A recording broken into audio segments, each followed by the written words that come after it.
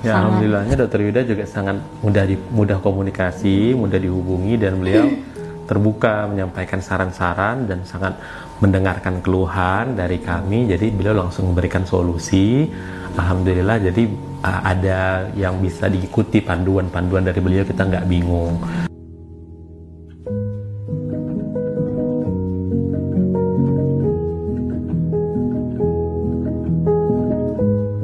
Ya, saya Dr. Andika Pradana, spesialis paru, dan saat ini saya berusia 36 tahun, dan ini istri saya.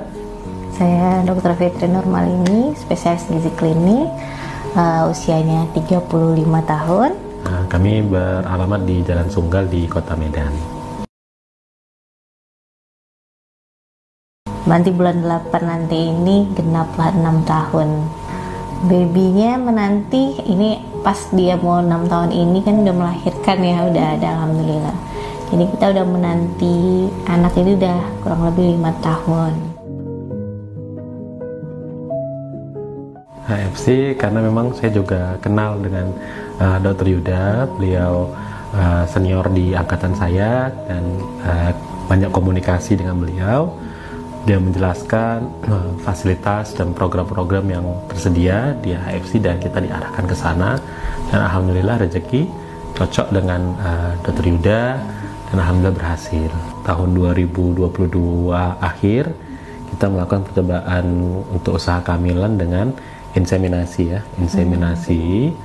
tetapi belum rezeki, jadi kita memutuskan untuk coba kembali di akhir tahun 2023, bulan September atau Oktober.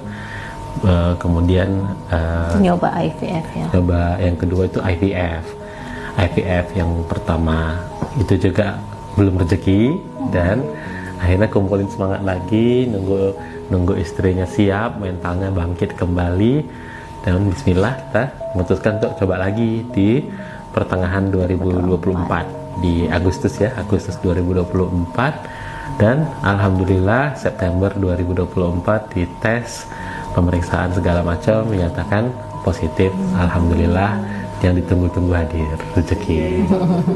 Ya, kalau masalah pertanyaan ya mulai dari setelah menikah, ya pasti setelah menikah kan kita ditanya, udah nikah belum? Udah nikah, kemudian setelahnya pasti ditanya, udah punya anak belum? Itu sudah dijalani lah 5 tahun.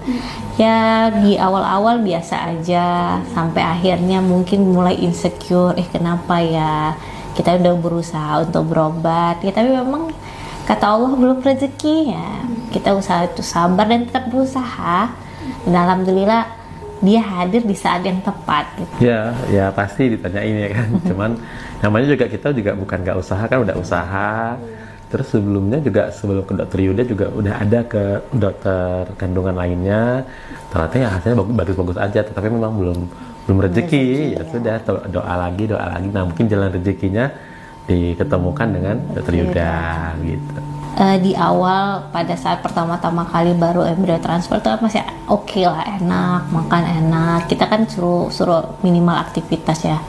Udah masuk bulan ke pertama sudah positif, 2 minggu kemudian mungkin itulah BTAC makin naik, muncullah keluhan mual muntah hebat. Saya seumur hidup saya itulah agak lebih berat, tapi alhamdulillah ya. Ya, saya diskusi obat apa yang paling enak yang buat kita bisa makan, karena kan kita butuh nutrisi ya untuk bayinya kan, janinnya. Jadi jadi Dokter Yuda juga sangat terbuka untuk diskusi masalah obat gitu. Jadi nggak pakem. Jadi obat ini bagaimana? Kita kan juga cari-cari kan di internet. Jadi kadang-kadang udah kasih ini bagaimana dok? Ya Dokter Yuda sangat informatif, memberikan pilihan-pilihan. Jadi kemarin tuh sempat lemas sekali, katanya kalau nggak lemas banget ke rumah sakit. Nah itu ke rumah sakit, sempat memang agak drop di trimester pertama, masuk rumah sakit untuk itulah dikasih cairan dan pemberian obat lewat infus, tuh udah segar kembali. Jadi ya itulah pada saat trimester pertama. Kalau trimester kedua alhamdulillah ya.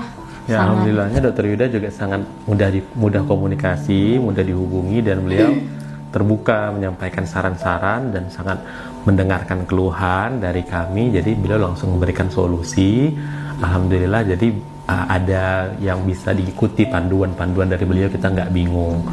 Begitu tantangannya mungkin di awal-awal ada suntikan pengencer darah ya, itu yang cukup ya, kasihan ibunya harus disuntik 2 kali sehari, pagi malam.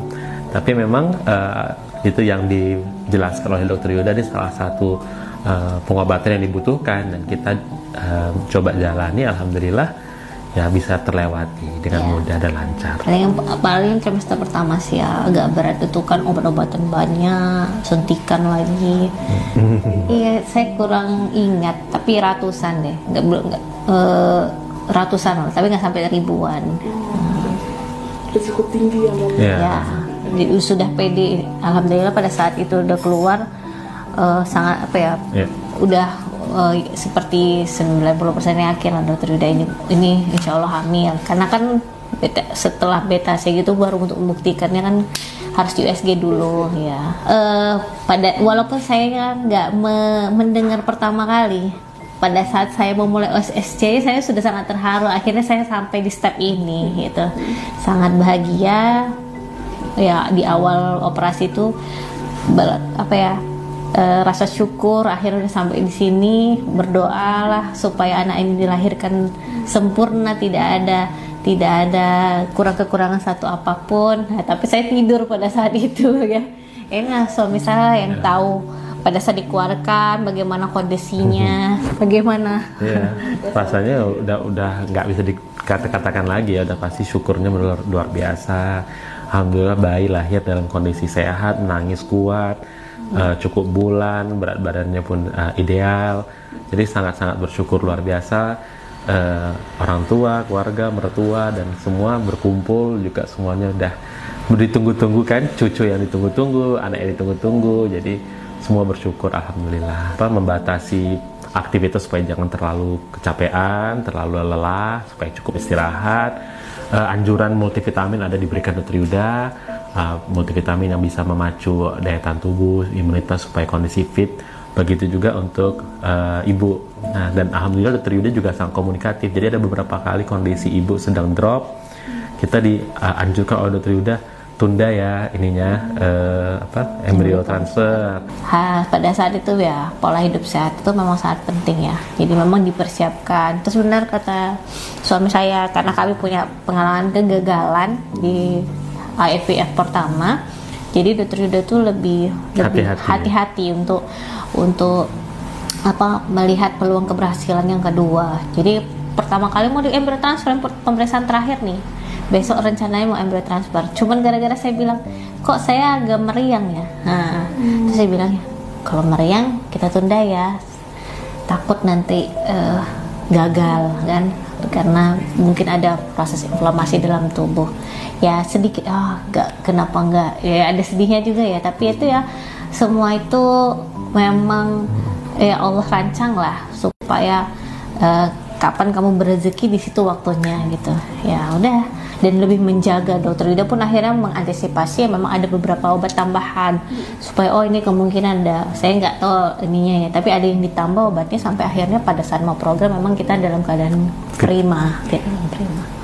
Sisi yang saya sangat senangi dari Dr. Yuda itu, beliau itu informatif dan bisa dengan sabar, telaten untuk komunikasi. Jadi kita bisa menyampaikan semua unek-unek cerita, keluhan atau pertanyaan dengan leluasa dan satu persatu dijawab dengan beliau. Jadi waktu yang disediakan oleh beliau untuk kita konsultasi itu cukup bagi kita, sampai akhirnya kita udah nggak ada lagi yang mau ditanya. Ya udah kita yang bilang kita cukup, baru kita keluar. Jadi nggak buru-buru itu, dan kemudian mudah dihubungi. Kapan saja kita ada pertanyaan, beliau sampaikan solusinya. Itu salah satu hal yang berkesan dan cukup memberikan pertolongan banyak bagi saya dan istri. Orang-orang yang hamil dengan program IVF ini sangat dijaga sekali supaya takut kok momoknya di masyarakat itu mikirnya ini nggak boleh itu semua kayak banyak kali larangannya kan. Jadi Dokter Yuda itu misalnya kalau kita bertanya gitu kan, ya iya nggak ada masalah gitu, asal memang dia melihat secara kondisinya. Sampai akhirnya saya sangat terkesan karena di trimester 2 saya ingin umroh. Kalau saya tanya ke ada dokter lain gitu kan, dokter kandungan lain, orang selalu, kenapa pergi pada saat hamil, apalagi ini bayi IVF gitu kan. Tapi saya berpikir karena ini saya dapat anak ini juga karena Allah ya, dengan bantuan ya Allah kasih kita kemudahan dari program IVF di tangan Dr. Yuda. Pada saat kami menyatakan ingin umroh, dilihatnya secara umum, dilihatnya kesehatan kita bagaimana, bayinya bagaimana, dan dia tidak ragu untuk silahkan gitu. Pada saat belum ada tuh sangat meminta ya.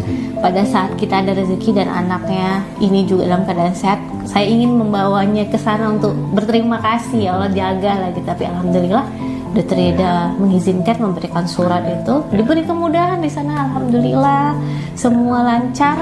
Akhirnya kita pulang ke tanah air juga dalam keadaan walafiat sampai akhirnya melahirkan. Itu yang menurut saya sangat berkesan gitu ya. Dia lebih objektif ya, tapi itu memang semua ya karena Allah jaga ya untuk itu. Wah, kesannya terima kasih banyak pada Dr. Yuda sudah memberikan kabar bahagia untuk keluarga kami, anak yang ditunggu-tunggu, cucu yang ditunggu-tunggu. Mungkin tidak ada yang bisa kami berikan. Mudah-mudahan Allah ganti dengan keberkahan dan banyak kemudahan bagi Dr. Yuda dan seluruh keluarga dan juga untuk KFC. Alhamdulillah, terima kasih banyak pada Dr. Yuda, diberi kelapangan, ketenangan dalam mengobati kami sampai akhirnya kami diberikan buah hati yang sangat kami tunggu-tunggu. Semoga ya Dr. Yuda diberikan kemudahan, keberkahan ilmunya untuk membantu para pejuang garis 2 yang lain. Mempunyai momongan itu sebenarnya rezeki dari Allah ya. Tapi akan tetapi kita tetap harus terus berusaha. Sebenarnya wajar kok naik turun. Saya pun ada fase dan mungkin bukan depresi ya, sudah down ya. Itu bangkitnya 6 bulan, dibujuk-bujuk suami, tunggulah dulu saya karena takut gagal. Itu hal yang wajar. Akan tetapi itu jangan berlarut-larut, karena ini pesan juga buat para pejuang garis 2, usia itu sangat menentukan. Jadi semakin muda kita tahu ada kekurangan kita, semakin cepatlah untuk berobat, karena hasilnya pasti akan lebih memuaskan dibandingkan kita menunda terus menunggu sampai kita sudah agak tua. Itu lebih menurunkan keberhasilan. Jadi boleh turun semangat, tapi tetaplah berjuang gitu sampai kamu bisa mendapatkan omongan, karena Allah juga memberikan rezekinya kepada kita. Untuk AFC-nya 10, untuk Dr. Yudanya 11. Dari momnya nih, Sama-sama.